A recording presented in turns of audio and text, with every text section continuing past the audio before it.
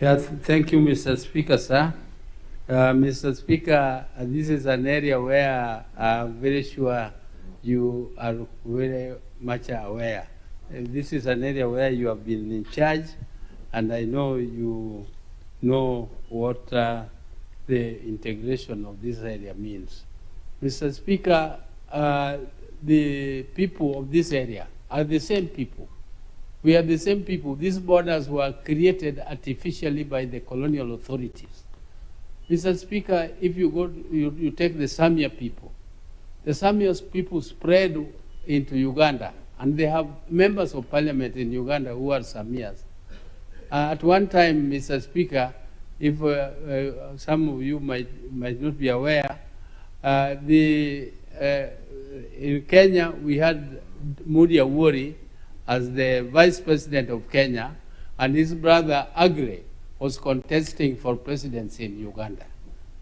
So, Mr. Speaker, we also have the Teso people. They spread into Uganda. The Luo people go up to Lolwe Islands there. So the Manyala people, the same. Mr. Speaker, the Kuria, you go to Masai, and you go down the Digos. They all spread into Tanzania. And Mr. Speaker, this area was supposed to be one country. But because of, during colonial times, Mr. Speaker, I was there. There used to be no border here in Busia. We used to move. Siaya is not far from here. In fact, I'm a neighbor. I'm more of a neighbor than Halwale. And we used to move into Uganda. There was only a roadblock showing you that you are getting into Uganda. And the currency was one during colonial times. Why are we not doing better than the colonialists? Why was Uganda and Kenya more or less one? Because we were using the same currency. There was only a border to show you that you are now crossing into Uganda. Otherwise, these are the same countries, Mr. Speaker. And Mr. Speaker, sir, the East African community is based on 4 pillars.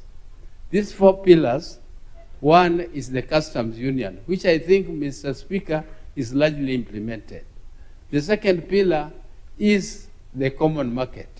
And this common market envisages free movement of goods, free movement of people, free movement of services, and free movement of capital. And Mr. Speaker, this is where we are doing very poorly.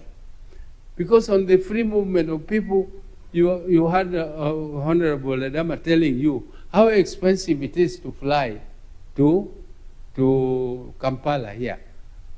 Mr. Speaker, even here, movement, though moving on foot here is not a big problem, because now, Mr. Speaker, I think we can give credit that people can move with their IDs and they can go into Uganda. Mr. Speaker, on the free movement of goods, there is what we call the non-tariff barriers. These non-tariff barriers, they have been talked about for a long time. I think when you were there, Mr. Speaker, you remember the whole list of non-tariff barriers. They have been reducing them, but why are they not being eliminated completely?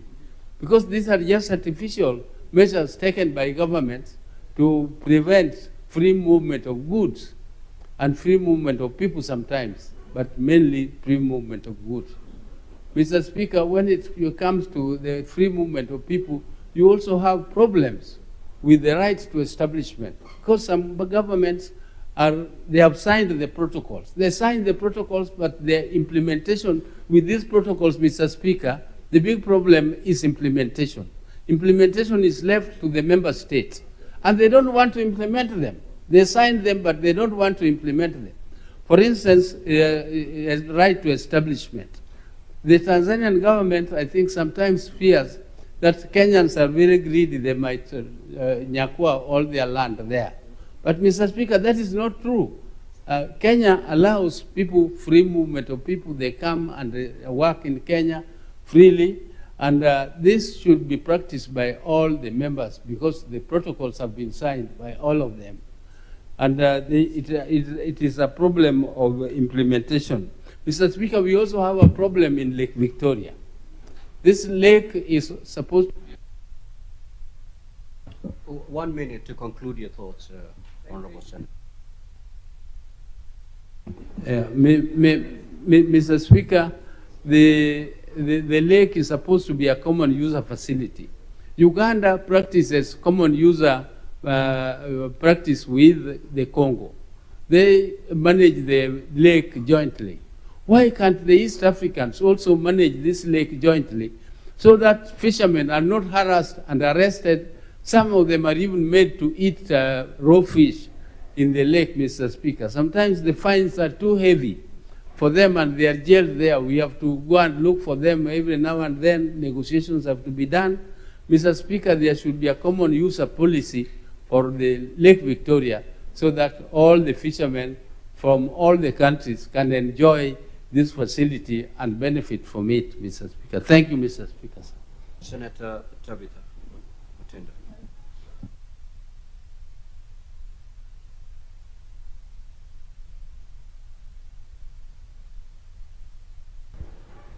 Thank you, Mr. Speaker. Allow me to just pick it up from where our youth leader just had mentioned something. That is, when you were once the minister for ESC between 2008 and 2010. And one of the key achievements, Mr. Speaker, that you delivered for this country was ensuring what we call the common market protocol. Free movement of people, free movement of services, free movement of our products, and also the free movement of the labor.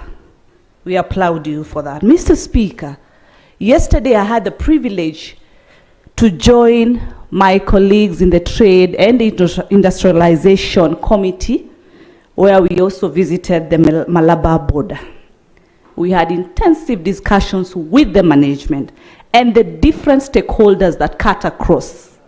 The meeting was led by the KRA manager. Mr. Speaker, one of my key observations as someone who's versed in matters finance was the revenue collection. As early as last year's revenue collection, it amounted to over 8 billion, Mr. Speaker. As we speak currently, their financial target is 12 billion, Mr. Speaker. Then you ask yourself and wonder, where does this money go? Even if it goes to the Ministry of Finance in the consolidated fund, Mr. Speaker, the border deserves to get the development, Mr. Speaker. The management at the Malabar border, Mr. Speaker, is not able to address the financial issues that need to be addressed, because all the funds that they collect can only be decided by the Minister of Finance, Mr. Speaker. Mr. Speaker, there is a road at Malabar border, a 700-meter road, Mr. Speaker, that needs to be finished when it comes to matters tarmacking.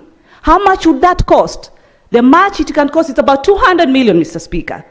And if that road is finished today, Mr. Speaker, it will enhance and broaden movement in and out. Today, as we speak, it's only one road, incoming and outgoing, Mr. Speaker. How do we increase the market share? Why will not business people continue using the Arusha border, Mr. Speaker, if we are not factoring the issues that are in our borders? We were also privileged, Mr. Speaker, to meet the chairman of the clearing board agencies, the chairman of the truck drivers, the chairman of the truck owners. And Mr. Speaker, the issues that currently they are addressing, they are coming from our brother side, the other region. The Kenyan side, the issues that are there, they cannot be compared with the issues that are in Uganda side. Then you ask yourself, what's the challenge?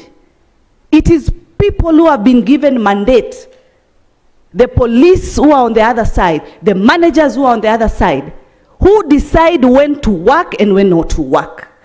Who decide when they want to clear a truck or not. Issues like they close books, they close shelves, they close the systems and sit back and watch before any truck is cleared. money has to exchange hands, Mr. Speaker. That is what the representatives communicated, Mr. Speaker. So there needs to be also a joint committee within the both sides that can be able to address these issues. Because on the Kenyan side, there are no those challenges. The systems have been put in place, as much as there are few challenges whereby some of these clearances have to be decided in Nairobi. Some of the decisions have to be decided again back in Nairobi, Mr. Speaker, which brings the challenge because there is delay. When stakeholders, especially the veterinary department, where they work up to Friday, so you wonder a truck that has arrived on Friday, what happens on Saturday, what happens on Sunday? And you know very well that is a 24-hour border, that a document cannot be signed because these people do not work past 4 p.m., Mr. Speaker. What happens to those business people? Definitely they will use other routes. And how are we even going to stop the counterfeit and the smuggling if those departments and those stakeholders cannot up their game, cannot be able to extend those working hours or be able to address the labor challenges or the HR issues that they are currently having, Mr. Speaker? Mr. Speaker, it is the high time that also we as a house, I don't know. Conclude your thoughts. Thank you, Mr. Speaker. It is a high time that also the minister, Honorable Musalia Mudavadi, comes and brings these regional discussions so that these issues can be addressed and addressed conclusively and in a futuristic manner, Mr. Speaker. Otherwise, we are losing business in this country. Thank you, Mr. Speaker.